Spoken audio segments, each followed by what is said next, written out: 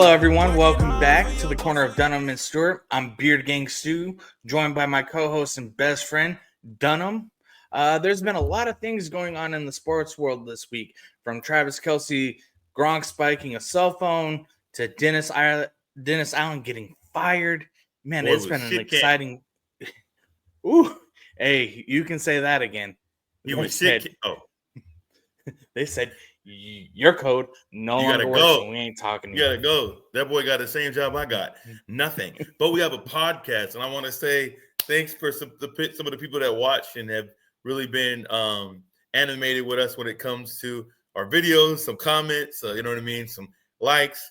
But this is episode 2 more episodes, and I thought it would last. So, you know what I'm saying? Clap for us a little bit. You feel me? And a clap for you guys. Let's get into the first topic, bro. All right. So I already set it up. Dennis Allen got fired. Who do you think would be a good replacement for him? You know, with all these coaches out here, why not bring back the legend for a couple of years? I think Bill Belichick would coach the crap out of the Saints. I don't think that he wants to. I think that he's actually having fun in his role. I think for the first time I'm seeing his personality, which is really good. Dude is a funny guy, right? But I think that if they wanted to hire someone who's a legend, you know, Bill Belichick is always one to bring up for anyone that might want a job when it comes to the Saints. Okay, I can see that.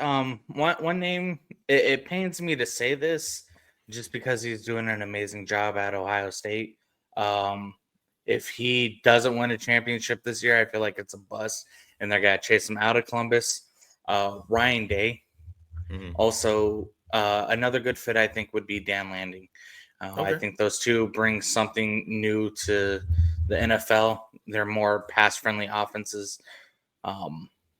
If you look at, you know, Ryan Day's track record, he's had C.J. Stroud, Dwayne Haskins. Yep. You know, the past 3 starting quarterbacks outside of McCord and maybe Will Howard have been top draft picks. And he has a proven record of bringing talent to obviously Ohio State, which pains me to even say that. But even more important, sending people to the league. OH, no way.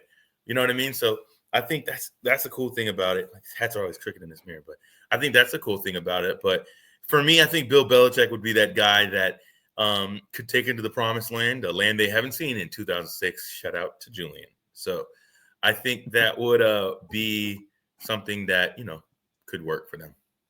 Okay. So, yeah, I 100% agree. You know, Bill Belichick, it's kind of hard to pass up on a coach like him, you know, but if he wants to come back, he can come back. You know, but, you know, we start seeing a trend of younger and younger coaches like Miami, you know, and LA, and, you know, the Cardinals went with a younger route too. It's just we see all these younger coaches, and, you know, maybe New Orleans goes that way, maybe they don't. That's got to be on them. And I think go ahead. Go ahead. No, go ahead. I think with these younger coaches, I think they want their player and coach to grow with each other. You know what I'm saying? You got that cornerstone player, you got the cornerstone coach. I think that makes for a good cohesive unit so that these guys can get, you know, to the promised land together, like I said previously. You know, hiring an older coach would probably be one of those things where the boat is patched a little bit, but, you know, it could still sink. But if you are retooling and reprogramming, what's best than to have a top quarterback and a top coach grow together? That way, you know, the familiarity with the offense doesn't have to come blindly. You know what I mean? Yeah, 100% agree with that. I do got to ask, how you feel about Jason Kelce just full on spiking that Penn State jackass's phone? Anybody that spikes in Happy Valley is it's something that I approve of, especially because I'm not the biggest fan of Penn State. I also think that he wasn't in the wrong. I think that he was defending himself. You know, he was defending his family at the end of the day. I did watch at least the clip of the Kelce podcast. They were talking about that. And I mean, you know, they called him, you know, I don't necessarily approve of him saying that word, but at the time with the anger, I totally understand that. I mean, this dude despite people wanting to hate on her or not, Travis Kelce is dating one of the most, if not the most popular streamed artist, ever or right now. You know what I mean? Taylor Swift albums so quadrillion platinum. You know what I'm saying? She's an it girl. I just find it interesting that he chose, in a negative way, obviously. It's not like, oh my God, this is great. But I find it interesting that that guy chose to say that word. It's just like frat boy mentality. And I don't approve of the word he said. And Jason said it eloquently. He said, I do feel bad about saying that word back to him. And I was trying to match hate with hate. But it took everything you see in the guy's face. It took everything for Jason to be calm in that moment, even though he slammed that dude's phone down. Because I don't know if you saw the extended video, but when he walked past that guy, the douchebag, let's say that, when he walked past the douchebag, he went to grab his phone again, and the guy pushed him out of the way. And Jason kind of fell down a little bit. I don't know if you saw that. And he got back up. And then he said, "Who's that guy now? Who's that guy now?" and walked away. You know what I'm saying? So I just think that I don't think he was wrong. Obviously I would, you call me that, but you're a this or you're that. You can use, there's so many other words in the English language to say than the F word. So that I'm kind of about, but at the same time, more power to him for protecting his family, bro. At the end of the day, he's just trying to get out of there. That dude that dude was doing a college special. He had probably 8 beers left of the 12 pack, walking, minding his own business. And he said that he was just trying to get out of there. That dude made it wait. He's trying to get paid, homie. That's just how it felt to me. Yeah. And, it also, to me, it sets a reminder that, athletes are humans too. They go home. They have families to deal with. They have their own trauma to deal with. They have their own lives and family issues. And you keep egging them on, and you can only poke a bear for so long before it attacks. And, Jason Kelce is a massive man. I don't want no smoke with him or Travis. Man. Okay. Hey, pause. Respect. Resume. But I just think go ahead. It's one of those things you're trying to do something for clout, and you got so used to being able to say it on the internet, and now you kind of effed around and you found out you can't say what you say in person on the internet. Yeah, we have freedom of speech, but we don't have freedom of consequences. No, and that just speaks to the whole culture of access when it comes to these athletes, man. They want, they sacrifice their body, heart, soul, family, and mind for the game that they love and for the game that we love. I mean, shoot, we're this is literally a sports podcast. We're not getting paid any money right now, hopefully soon, right? But we're not getting paid any money. And, sometimes we talk, mess about these guys, or we give our opinions. And, sometimes they're jokes, sometimes we really feel that way. But at the same time, they don't owe us anything. Like you said, they're human beings. I just find it funny that people feel, even though we have 24/7 access, you can go to Google, find some news about Travis Kelce right now, or his brother who's been retired, for this season, right? And probably going to continue, obviously. You have all these people saying all this stuff about them, and they have to eat it.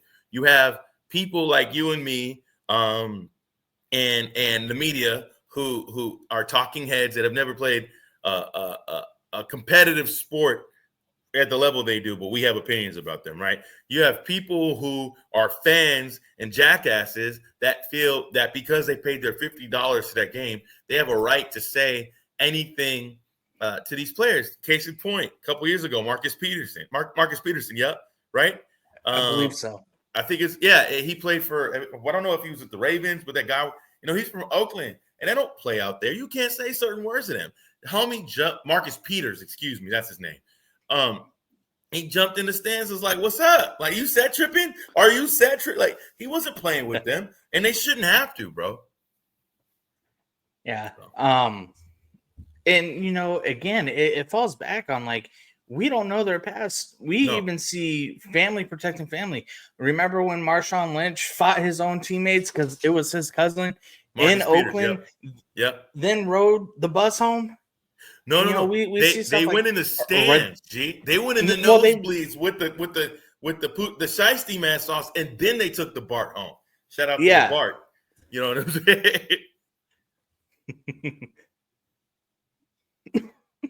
Hey, What? sorry guys, something off camera to caught my eye. Yeah. Hi, wife. All Um, right. Well, we continue. so not and to go on a to bring light to a new subject. Um, you guys can see it on my shirt. I got the swingman repping Eastside Golf.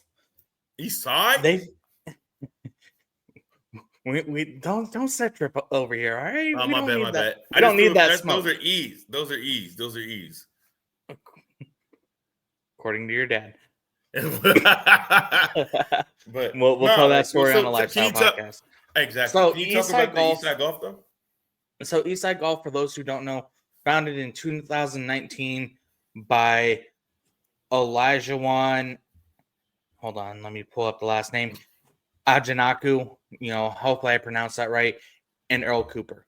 Yep. Both of them are former Morehouse College golfers. Proud HBCU alumni. Both went off into the corporate world and decided, we're gonna make something of ourselves. So to celebrate, their upcoming 5th-year anniversary, or to celebrate their 5th-year anniversary, they just held this past weekend in Frisco, Texas, an HBCU Golf Invitational, where the Howard Bison women golfers took home the inaugural prize, and the FAMU men's golf took home the men's side. I think it's amazing what all they did. They had teams like Morehouse. They had, of course, FAMU and Howard, but they had North Carolina A&T and a few others.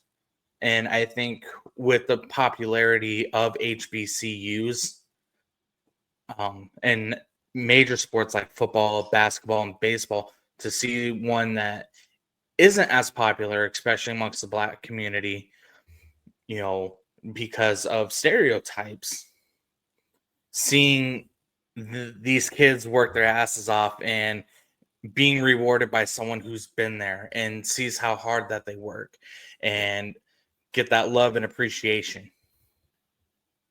It's dope. Hopefully one day Texas Southern will be there. Yeah. And They it have, may I seem like believe they have a women's. They actually have a women's golf team, if I'm not mistaken. No, I'm for sure they do. And going off of what you just said, like I knew about HBCUs, but growing up in Seattle, we don't have those out there. Matter of fact, in NCAA, I created one, Seattle State University, home of the Firehawks. Anyway, but I created a HBCU in Seattle because I didn't have one in the game. But in reality, I didn't know about a lot of HBCUs, and that I found out about it on Stop the Yard, right? So, join the military, get out, go to a community college for a couple of years, move to Houston. They got one right downtown. And I would play as TSU on NCAA back in the day and live my life. I never thought I'd go there. And then I went there for 2.5 years. And by all means and all intents and purposes, sports are very serious. The SWAC is nothing to play with when it comes. Now, a lot of America aren't going to know it. But like you saw, until really, I mean, everybody, I believe, because of bands and stuff like that, know about HBCUs, but it's kind of like an afterthought,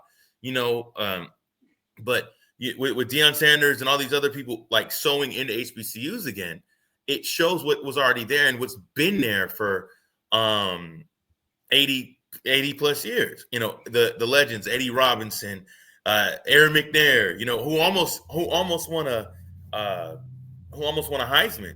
You know what I mean? Going to Alcorn State, like there's always been sports, but for golf to get the love and shine from people who went to Morehouse and started Eastside Golf, which is a popular brand, I think that is awesome. And having it in Frisco, I didn't know that because I would have went. I think that's kind of cool. But I went to Howard last year, and it was beautiful, man. Like it was so cool. Like they call it the Mecca because like that is a prominent university. Shoot.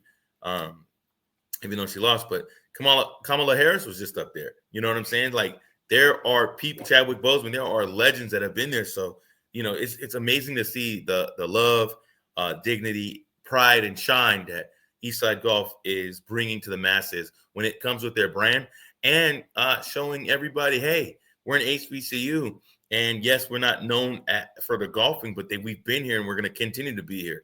And our power is in what we do and what we love. Shoot, yeah. Shout out to the TSU bowling team too. They have a bowling team at TSU. There's a bunch. My cousin, My cousin was offered a scholarship to bowl. Like, you get what I'm saying, at a HBCU. So this is real. Rap and real raw, real rap. And I'm so happy that HBCUs are getting that spotlight. Are you? Because no, I'm kidding. I am. Troll. Yes, I know I'm white. I know I turn red in the sun. But you're red now. At the same time, all my friends in the community I grew up in has been a Black community, or predominantly Black community. So seeing a place not only where young Black men and young Black women can go and feel appreciated, but seeing where that they're loved and accepted, and they accept the professors because the professors look like them and may have gone through similar racial struggles as them. Seeing them actually coming into a positive, we saw in football, Aaron McNair, Shannon Sharp, as recently as Deion Sanders going and coaching Jackson State. Now we see players like, Shaq's kid at TSU, and we see stars. He's at FAMU now, but yeah. Oh, he transferred to FAMU? Mm-hmm. Yeah, I kind of knew that was coming the second that TSU was only giving him 2 minutes a game. I had him in a math class, bro. I look back, I'm like, what you doing here, Shakir? I didn't say that at all. I just minded my business. I think he left early too. Homie, he wasn't even in the class that long, dog. I look back, I'm like, okay, Shakir ain't here no more. You know what I'm saying? But yeah. And I used to see I used to see Shaq's daughter walking around too. You know what I'm saying? So. Then, Texas Southern is actually even becoming huge. And, we see like Meg the Stallion graduating from there.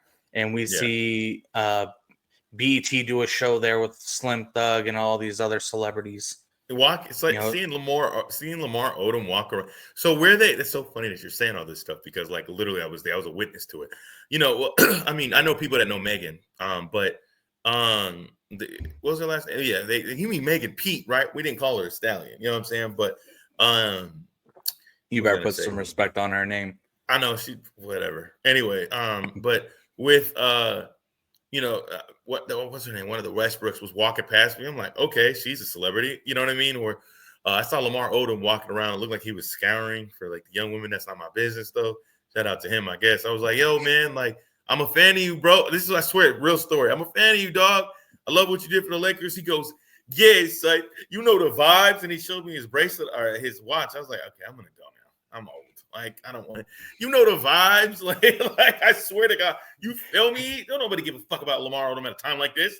No, I'm kidding. But shout out to Job. But yeah. So like, that's just kind of like one of those things, man. Like, you see them there. Like, it's a rich history, especially when it comes to shout out to the School of Communications. Like, the law school there is internationally known. Like, there's things that make an impact on us. And when you go to a school where you look like everybody, that prepares you for a nurturing environment. And if you take advantage of that, there's so much scholarship money. There's so many things, and these athletes, I know we're kind of gone on this topic a while, but these athletes don't get the love like football does. And in some cases, the football team isn't as good as these smaller, like the bowling team is rocks. All right, the bowling team rocks. There's actually a girl I met from Seattle there. Her name's Erin. She's really nice. But the bowling team is amazing. The golf, I think they're pretty good. You know what I'm saying? We have a baseball team. They're getting a field built. So, HBCU-wide, there's love and there's amazing athletes. If they don't make the league, they're going to go overseas or do what they want to do for like the bigger sports. So, what else is going on, bro? So in actually most recent HBCU news, you're going to enjoy this. Texas Southern women's soccer just won the regular season SWAC championship. Really? I didn't know that, man. Shout out to the Lady Tigers. Yeah, that's what they do. That's what they do. This is not a gang sign. And if it was, it'd probably be an alien gang sign. Shout out Zone R5 out here. You feel me? But that's cool, man. Not a lot of people go. Again, you said that. Like, not a lot of people go to those games. I went to one because I was recording it. And I went to the DAC replay because I'm like, women's soccer. I'm just recording this stuff, right? Dog, by like the 8th minute, I was gone because I was drinking it fast, right? But bro, it's intense. Soccer, but it was violent. It was awesome. You feel me? And from what I remember, like, the game was great, man. I think we won, but I don't even remember who we played. But it's just fun to go out there and root for the teams. Like I said, soccer really doesn't get love like that. It wasn't a full house, but the fact that they won the SWAC title is awesome, bro. The regular season title anyway. We'll see what they do in the playoffs, but it just goes to show, like, it's the best HBCU. That's all I'm going to say about that. So, all right. So final thing for the, one of the final things for the week is our games of the week. I actually personally have two. Mario, how many do you have? Yeah, I can go ahead and go first. Okay, so like the white guy. It's crazy. Okay, we just got done talking about HBCU, and you're just, it's Dunham and Stewart podcast, not the Stewart. No, I'm kidding. Go ahead, bro. So my first game is Bama LSU, one of the best rivalries in sports. It's a good game. It is at LSU. College game day is going to be there. LSU players crazy. Like Kyron Lacey has 41 receptions on the year, 618 yards, 6 TDs. Aaron Anderson has 36 receptions, 614 yards, 4 TDs. And just seeing that they're 4 yards off and 2 TDs off, it's dangerous. Mm-hmm. It's dangerous to look at. For Bama, most of their star players, yeah, you have Jaden Milrose, but most of their star players are on defense. You have Ashton Stamps with 21 solo tackles and 7 pass deflections. And you also have, you have multiple, actually, you do have multiple players like Malachi Moore, 24 solo tackles, 5 pass deflections. And I did misspeak. Ashton Stamps is on LSU, not Bama, but Malachi Moore and Damani Jackson each have 5 pass deflections. I think LSU is going to have to be meticulous in their passing game if they want to win. Okay. And I mean, that obviously anything LSU and Bama, like, that's going to be a popular game. I know a lot of people are going to be home. Shout out Julian. You know what I'm saying? My boy just got a condo. He's going to be on here one day, dog. I really see that. And, and he has a divisive opinion. My dog thinks he's right. But with LSU and Bama, I think that's bar none, they're going to, see what's up. Do you know their rankings? I think like 11 and 14. They're neck and neck. So this game is an eliminator in a sense for the college football playoffs. Me personally, you know who I'm taking? Who you taking? Hey, yo. Suck that tiger dick, bitch. Give me LSU at home. That is a lot. Bama. I get it. They were just so good. That's why I didn't like them. I don't care, really. I don't know much about Bama. And no roll number tied. You know what I'm saying? But like, yeah, I got one game. And it might be broken record over here, but I do think what they're doing is an amazing thing. 21 Colorado is going versus Texas Tech in a week 11 matchup. And I think that, it doesn't make sense. Why the game of the week? Someone might think, but for me, Colorado again is doing something that, it was a complete rebuild, and they're doing it at a fast pace. If they win this game, they're closer to being 1-2 when it comes to the Big 12 championship. And if they continue to do good, they have a realistic shot as far as going to the Big 12 championship, which they could win, which would give them an automatic berth in the college playoffs. So I think that's why it's the game of the week for me. Travis Hunter is killing it, as always. I mean, offensive alone, he has 60 receptions for 757 yards and 8 touchdowns with an average of 12.6 yards per catch, which is insane to think for a receiver. He is less than 250 away from 1,000, which to me, like we talked about in an earlier episode, really puts him in the hunt for the Heisman. He's in the hunt, but really puts him at number 1. Also, you have Shedeur Sanders, who has 2,500 passing yards with a 21 touchdown to 6 interception ratio. He's 28th in QBR with a 74.2. But the stat that really actually points out to me is his QB rating is 165, which is it's a career high for him. And his the total times he's been sacked this year is 25. Last year it was 53. So, and mind you, he still probably has like if they go to the championship, you know what I'm saying, he probably still have 5 or 6 games, so that can go up. But to be at this point of the season, have the sacks that they have, that means that they're doing their job. And I think with Texas Tech, I don't know if they're going to give. I mean, it's Texas Tech, so they're going to have quality players regardless, right? But I don't see them losing that game. If I were to guess a matchup, I think I would go as far as points. I feel like it would be, I don't know. They've been 35-21. I see them. I see Texas Tech being beat by 2 touchdowns, and I think that Travis Hunter will go crazy in this game and solidify what everybody already knows, and that is the Heisman. That was the most unathletic thing you've ever done. Yeah. Probably. I almost knocked down the computer. We didn't need to see that, man. You don't know my life. TVMA. You don't know my life. My final game of the week, it's actually bigger than a game. College game day on ESPN lost a member this week. Kirk Herbstreit's dog, who's been with him, for the past 10 years, has gone to multiple stadiums as the chief happiness officer of every organization that he goes to. He has his own media pass everywhere he goes. I've seen that. Great dog. He passed away today from cancer as the time of recording. So my other game of the week is anyone, whether it be them, a family member, their pet going through cancer. I know I've lost people to cancer. Yeah. We support you. We love you. A little personal. My mother-in-law is going through chemo from breast cancer, and absolutely love and adore her. And we're staying behind her. Whatever she needs, she knows she can call. I said, "Fuck cancer." Shout out to Boosie.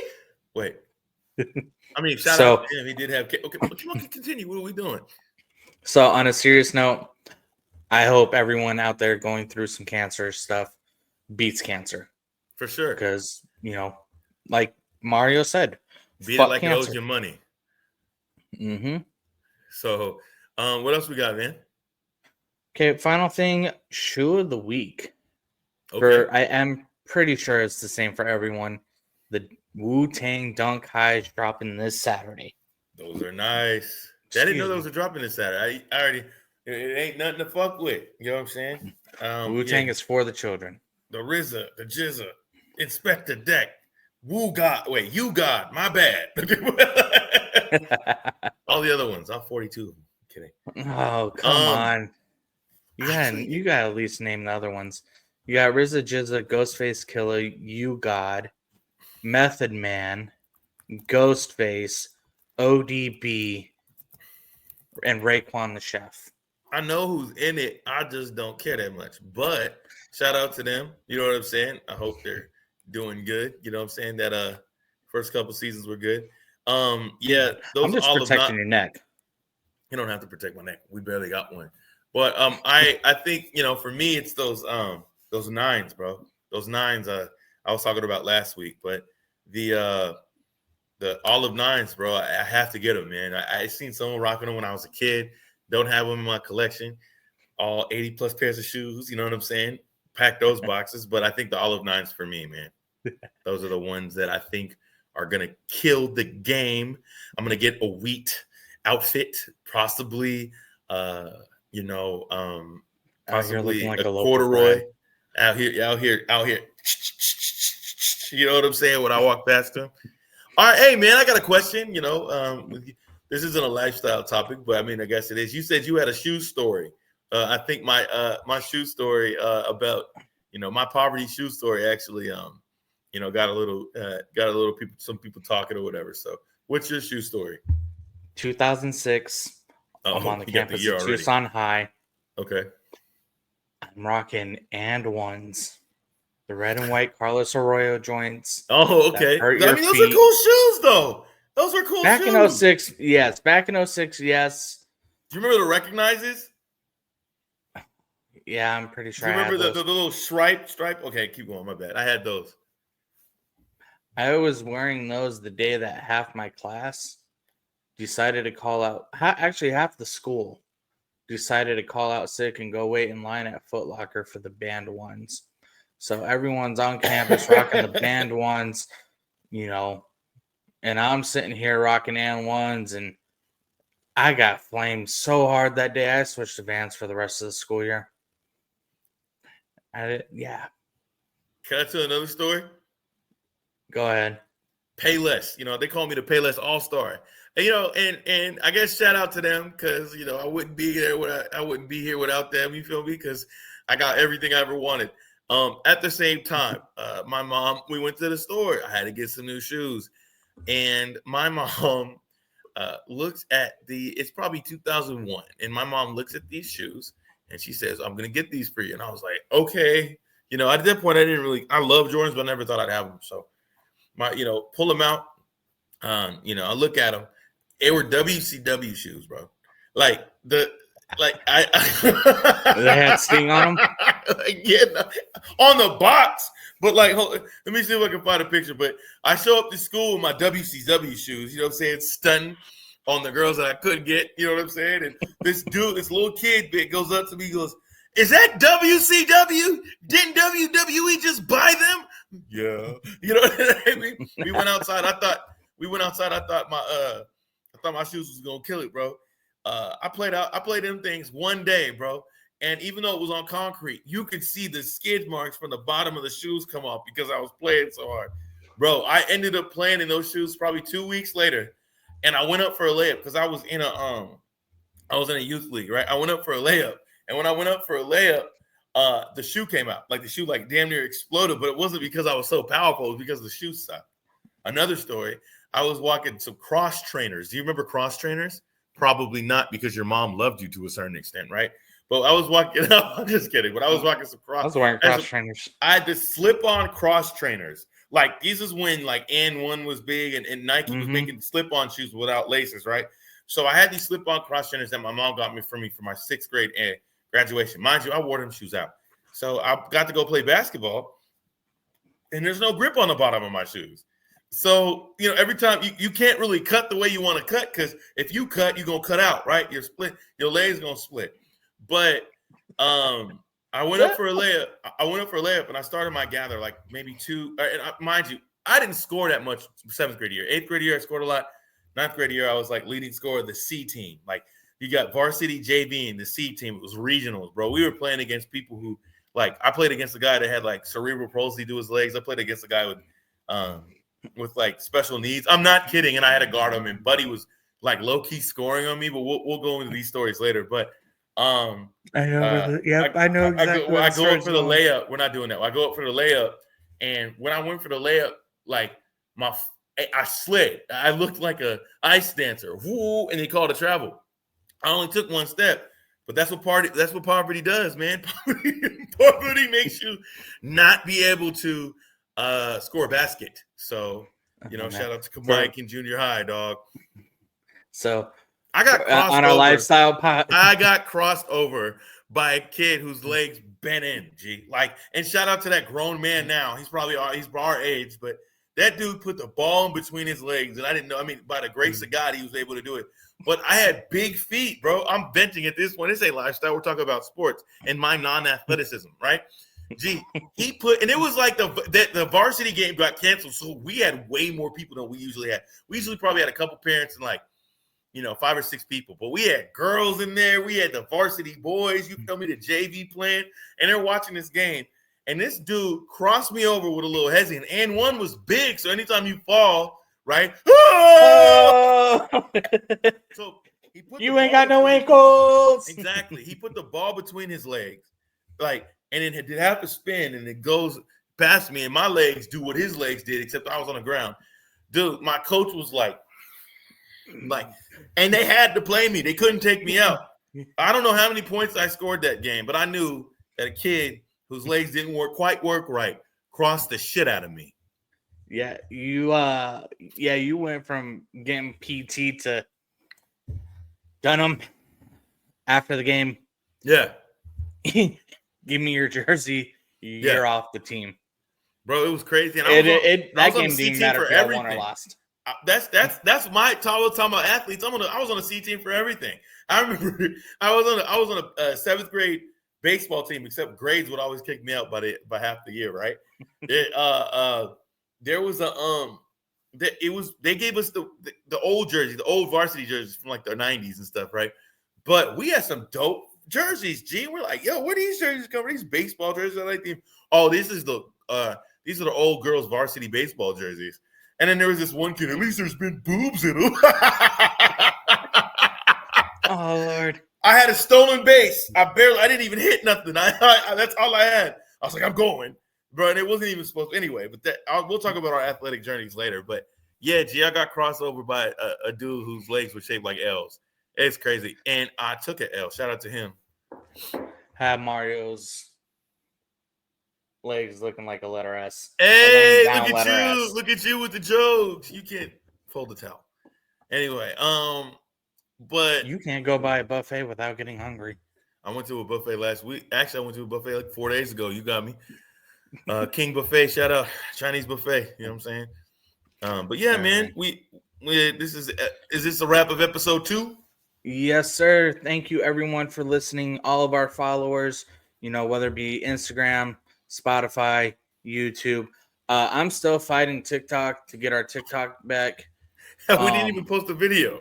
I went to try and just post one video, got banned. Is this a wrap of episode 2?